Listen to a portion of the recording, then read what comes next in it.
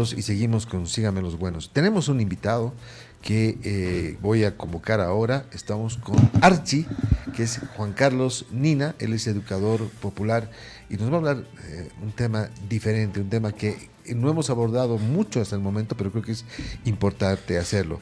Archi, bienvenido. Puedo decirte Archi, ¿no? ¿Cómo estás? Buen día. Puedes prender tu micrófono, por favor. No te escuchamos porque está el micrófono desactivado, me parece. Ahora sí. Hola, hola. Hola, sí. hola. No, no te escuchamos. No te escuchamos todavía, Archi. Archi. Oh, bueno. ¿Tal vez tienes un problema ¿Ahora con el sí? micrófono ahí? ¿Ah? El audífono con micrófono tal vez no está funcionando bien ahí, por eso te... Ahora sí, ¿Ahora hola. sí? A ver, creo que sí. Hola, hola. Hola, hola, hola. Ahora sí. Bien. Archi, bienvenido. Sabes que yo quería preguntarte un Muy poco... buenos días, Sí, yo maestro. quería que nos ilustres un poco en facilito. ¿Cuál es el concepto de Estado Plurinacional de Bolivia y qué implica el Estado Plurinacional de Bolivia? Tú como educador popular, ¿cuál es tu visión de esto?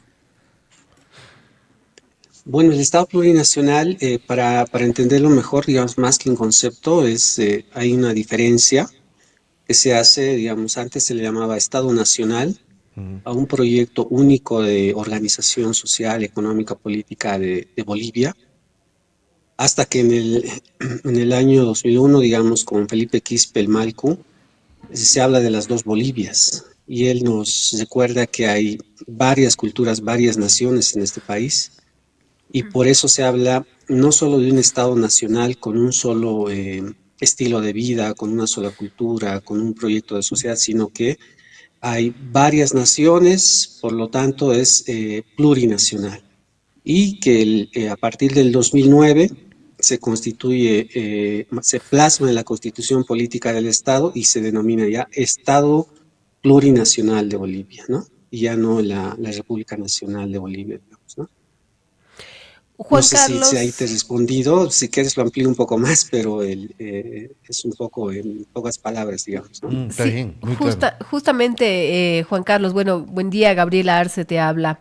Nos Buenos aclarabas un días. poquito sobre el Estado plurinacional y el Estado republicano. Tenemos nosotros como audiencia a gente mayor de edad, gente de edad adulta, tenemos a muchos jóvenes también.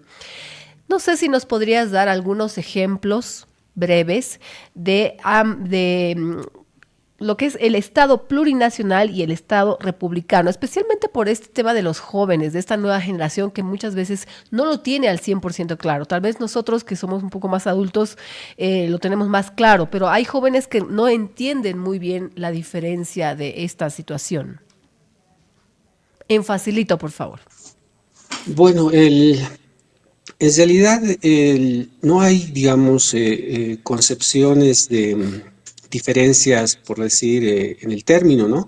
Pero república significa res pública, la cosa pública, y en 1825 se funda Bolivia, ¿sí? Con el nombre de República de Bolivia. Y pues muchos teóricos dicen que hasta hace unos años atrás, hasta el 2009 precisamente, el, este país que se funda en 1825 no toma en cuenta a todas las naciones y a todas las culturas de este país. Es por eso que en una asamblea constituyente en el 2009 se corrige esta realidad y se plasma un Estado plurinacional como se ve en la práctica, en la vida real de nuestro país, con varias naciones y culturas. Antes del 2009 de la Constitución Política del Estado, se veía nada más una república con un tipo de nación y que no tomaba en cuenta a toda la diversidad de nuestro país. Y a partir del 2009 en adelante se plasma en nuestra madre ley, digamos, que es la Constitución Política del Estado, y desde entonces, en teoría, tendría que hacerse políticas públicas para todos los sectores y culturas y naciones de nuestro país, ¿no? Entonces parece, digamos, algo simple, pero es de fondo porque hay una deuda histórica que no se ha resuelto aún todavía, que es desde la llegada de 1492 de los españoles a Centroamérica y posteriormente en 1535 llegan a Bolivia y se vive un periodo de colonia hasta 1825 y bueno, los indígenas en realidad estas naciones y culturas como que han sido desplazadas y relegadas en su propio territorio.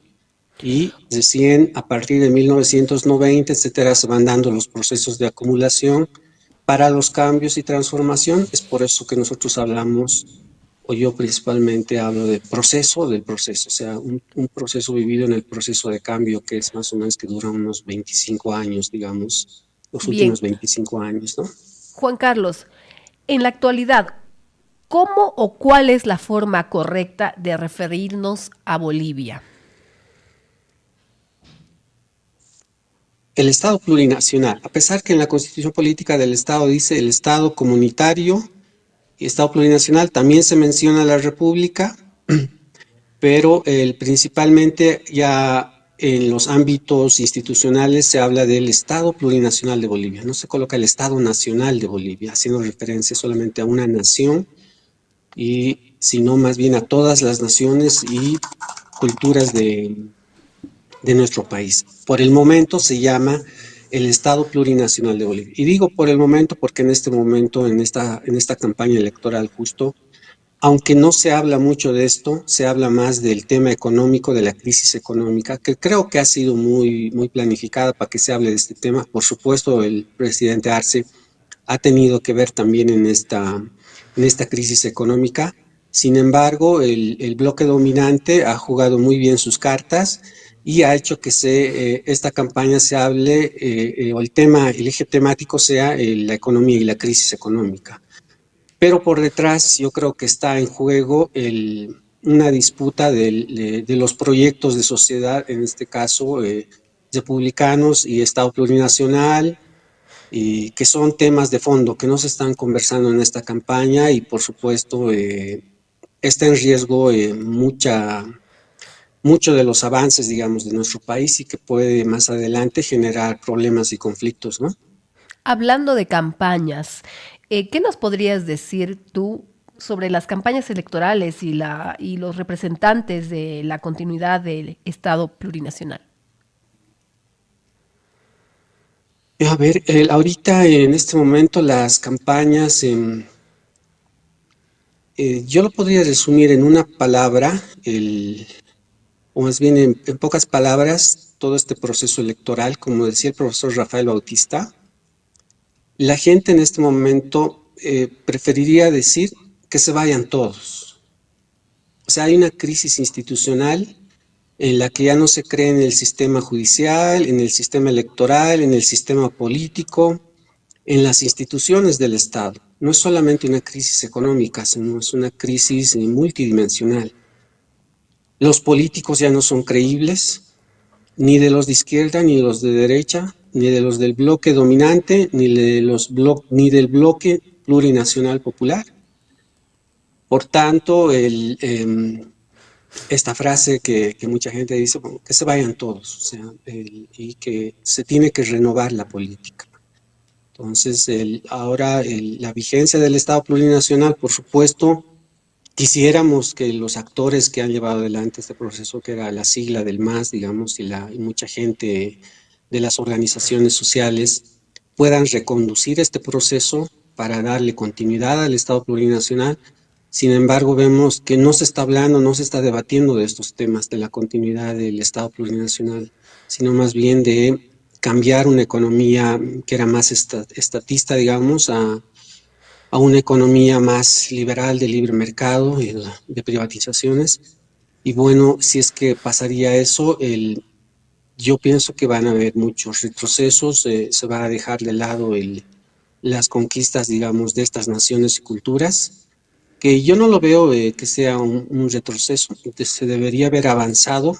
En algún momento tenemos que dialogar, entre los espacios urbanos, espacios rurales, mestizos, collas, gente del oriente, cambas, etcétera, y poder avanzar hacia adelante, pero no se está dando espacios de diálogo, digamos. En este momento seguimos en espacios de disputa, ¿no? Y los actores políticos de este tiempo, de estos 10 últimos años, nos han llevado a eso, ¿no?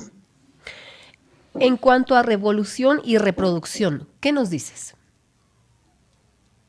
Yo había planteado esta tesis, digamos, para explicar estos dos términos de la revolución ética y cultural que había llevado adelante el MAS, que tienen sus etapas, ¿no? Nacen en 1990, su gestación, pasan por el 2000, 2001, en las que se hacen la guerra del agua, el cerco del Malco a la Paz, la guerra del gas, etcétera.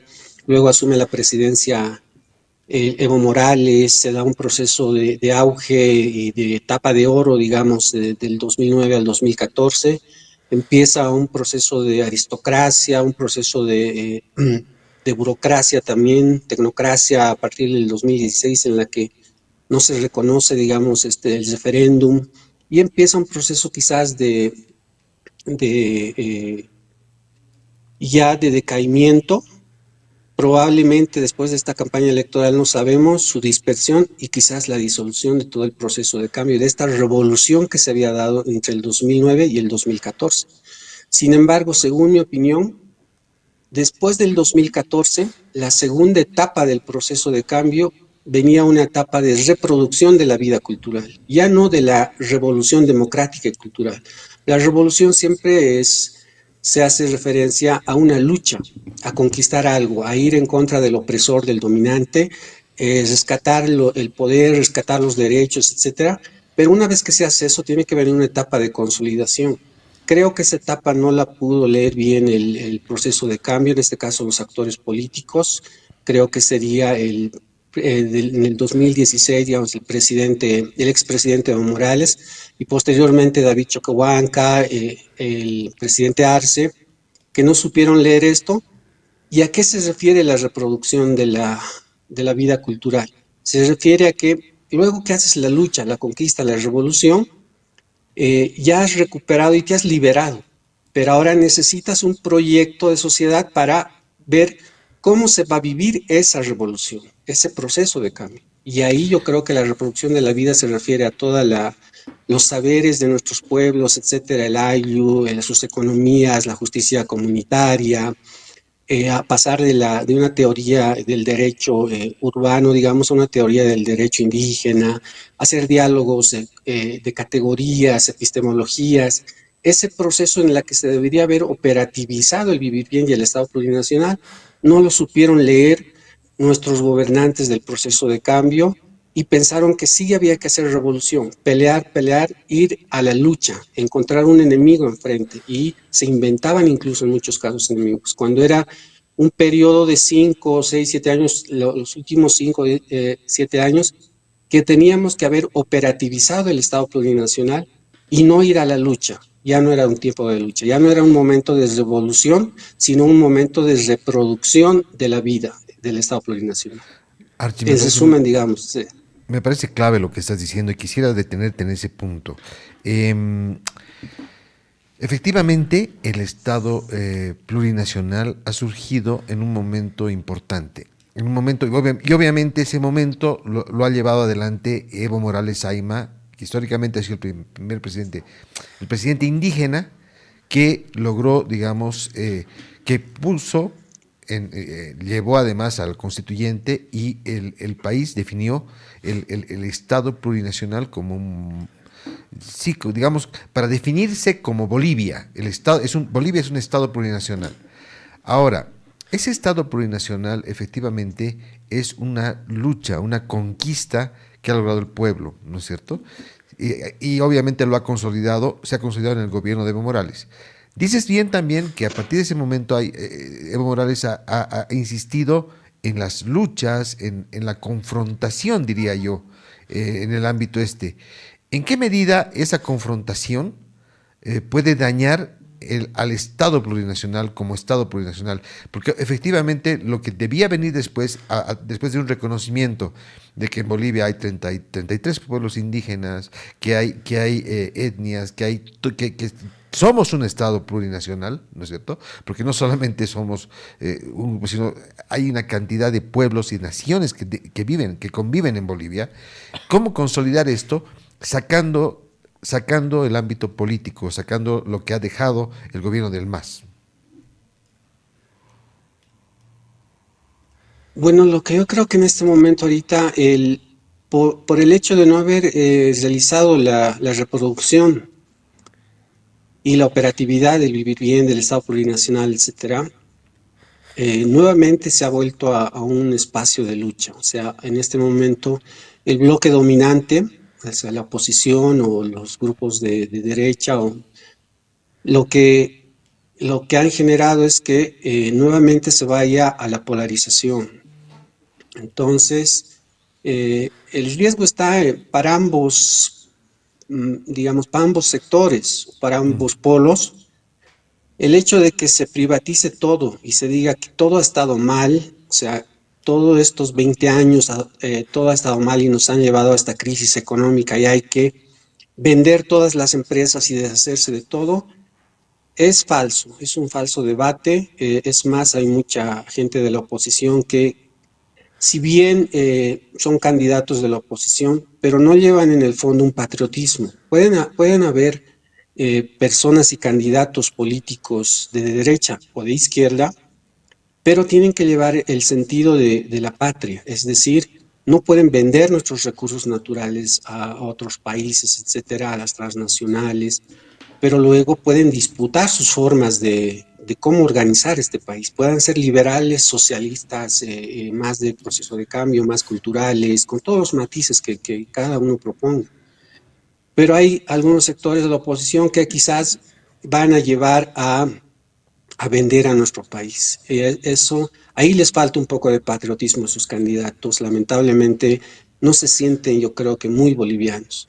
Por el lado del otro polo, lo que hemos hecho es desde la izquierda, desde el bloque plurinacional popular, es que no se ha leído todo lo que había comentado antes y que en este momento no están sabiendo proyectar una sociedad en la que podamos dialogar, hacer puentes, etcétera, y tal vez poder hablar de un Estado republicano, plurinacional, etcétera.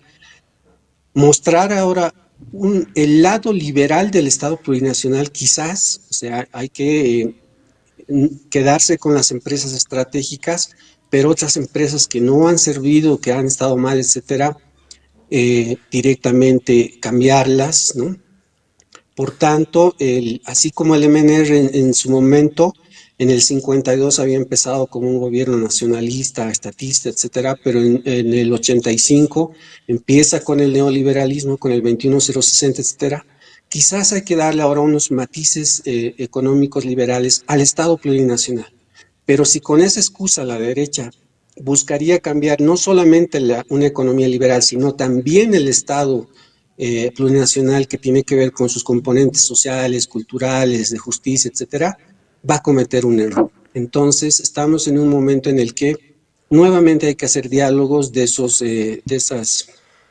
problemas históricos que no se han resuelto hasta ahora, ¿no? Entonces, por eso hay una crisis institucional del sistema político y creo que necesitamos otros actores políticos que sepan leer esta realidad para poder proyectar mejores días para todos y todas, ¿no? Los bolivianos debemos sentarnos en una misma mesa, ¿no, Gabriela? Exacto, exactamente. Juan Carlos, ya como para finalizar la entrevista, falta de patriotismo, mencionabas, ¿no? Que se vayan todos. ¿Tú estás de acuerdo realmente con esta frase? ¿En qué medida hay que unirnos, hay que sentarnos en una mesa? Porque obviamente izquierda-derecha es una confrontación eterna, ¿no? ¿Qué hacer ante eso, no? Sí.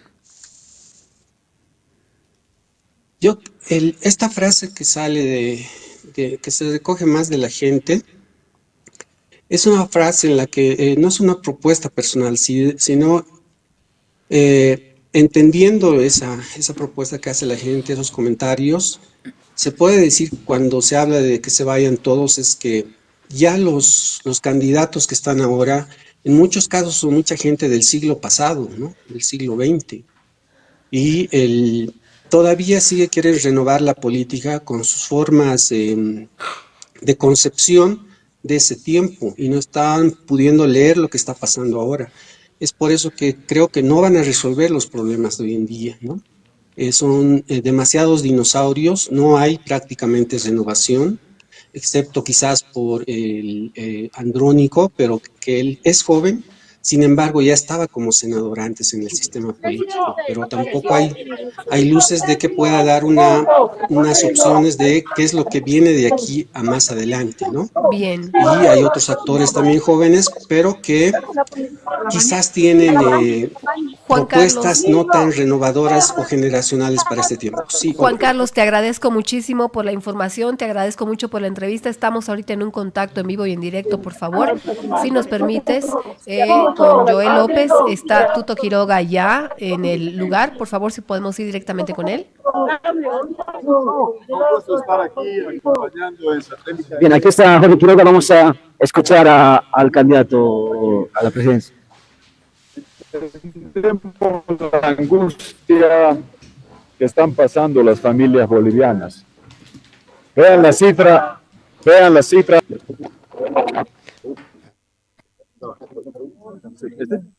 ¿De quién es? Ah, ya, perdón. Decía, ingeniero. Perdón, la cifra de inflación ayer que ha dejado atónita a la gente, 5% al mes. Acumulado, según el INE, en un año 25%. Si antes, según el INE, ibas hace un año al mercado con 100 bolivianos, ahora para comprar lo mismo necesitas 125 bolivianos. Y la gente sabe que es más, porque cuando hay bloqueos, hay picos de subida de pollo, de carne, de aceite, de cocinar, o hay que comprar aceite a granel. La gente está angustiada, desesperada por esta subida de precios que te lleva a pasar hambre, porque no puedes comprar lo que antes comprabas. O si tienes que traer mercadería para tu puesto de gremialista para hacer ventas, no hay dólares. Si requieres medicamentos, no hay dólares. Si quieres diésel y gasolina, siguen las colas, bajan, vuelven, y está el país sufriendo y en una angustia profunda. Nosotros claramente le decimos a Bolivia que el problema es la gastadera y la robadera de 20 años. Esa gastadera y robadera se financiaba con la plata del gas que les dejamos. Cuando empezó a caer la producción del gas, la gastadera y robadera, se acabaron los dólares del Banco Central y la gastadera y robadera se financia con préstamos del Banco Central, que pones más emisión, más moneda nacional a circular, se disparan los precios. No son las caseras, las careras de los mercados, es el gobierno y la gastadera y robadera de 20 años, que se va a terminar. Nosotros le vamos a poner candado, valla olímpica al Banco Central. Es responsable de cuidar la estabilidad y el suministro de dólares con el programa internacional que vamos a hacer. El Banco Central no está para prestar a un gobierno irresponsable dinero que no existe con la maquinita para que la inflación se dispare. Eso es lo que el país necesita saber. Lo vamos a hacer. Se para la gastadera y robadera, se para la maquinita del Banco Central, se para la inflación. Se hace un programa internacional, se consigue 12.000 millones de dólares, puedes importar medicamentos, mercadería, trabajar con normalidad. La gente sabe que tenemos la única propuesta seria y responsable para darle a las familias bolivianas estabilidad hasta Navidad, para que no pases hambre y salgas con la canasta vacía cuando vas al mercado, o para que tengas mercadería que puedas importar con los dólares. Ingeniero, estamos en vivo para acá. Bien, ahí está Jorge Quiroga. Si me permiten, compañeros, vamos a tratar de buscarlo más adelante. Trabajar en una caravana y vamos a estar de y también de candidato a la presidencia, Marcelo Gabriel. Bien, está ya el candidato Jorge Tuto Quiroga para empezar la caravana que va a ir por el Alto, ¿no? Y yo le estará en un próximo contacto con nosotros. Bien, estamos ya, Gaby, con un tema muy importante. Archie, ¿está todavía? Sigue en contacto. Sí, sí. Archie, muchísimas gracias, de verdad. Estamos viendo la caravana. Ahí está. ¿Qué opinas? ¿Qué te pareció la caravana con Tuto? Un interesante, como les digo, Tuto es un representante del bloque dominante, está en la disputa por la presidencia ahora. Y como les decía hace un momento, él habla del tema económico, de la crisis que está manifestando la gente de la ciudad del Alto, etcétera. Pero en sus palabras, ustedes han escuchado, habla de los últimos 20 años de despilfarro, dice. Y creo que ahí es un error que probablemente lo va a pagar en las urnas, yo creo. Cuando está haciendo un análisis neutral de este caso por el que hemos visto el video, ¿no? Y tal vez debería haber hablado de los últimos años, no sé, pero pensar que todos los 20 años fue una gastadera es un error porque las conquistas sociales, culturales, de naciones, etcétera, sí la primera etapa, digamos, de todo el proceso de cambio ha sido útil para este país, ¿no? Entonces, el que no quiere ver eso todo el avance económico de una clase indígena, etcétera, que luego por ahí probablemente se potencian económicamente, era un problema histórico que era una deuda de nuestro país, ¿no? Entonces, esas lecturas podrían ayudar un poco más, inclusive en la votación, pero a veces los candidatos, pues quizás los asesores, no sé, no lo pueden ver bien, digamos. Veremos el día de las elecciones si le funciona esta campaña con el eje temático de la crisis económica, ¿no? Juan Carlos, muchas gracias nuevamente. Ha sido un placer tenerte aquí en el programa, educador popular. Esperemos tenerte también muy pronto acá en los estudios de Radio Monumental. Gracias. Un gusto, Juan Carlos. Efectivamente, ojalá que ese proceso de reconciliación se inicie en el país Sí. lo más pronto posible y es de ambos lados, ¿no es cierto? Un gusto. Gracias y hasta otra oportunidad. Continuamos con más. Bien, estamos Marcelo. con Carla Campero, fonoaudióloga, y con Mario Mario Rebollo, operador terapéutico en adicciones y apoyo a la salud mental. Hay un ciclo de cine muy interesante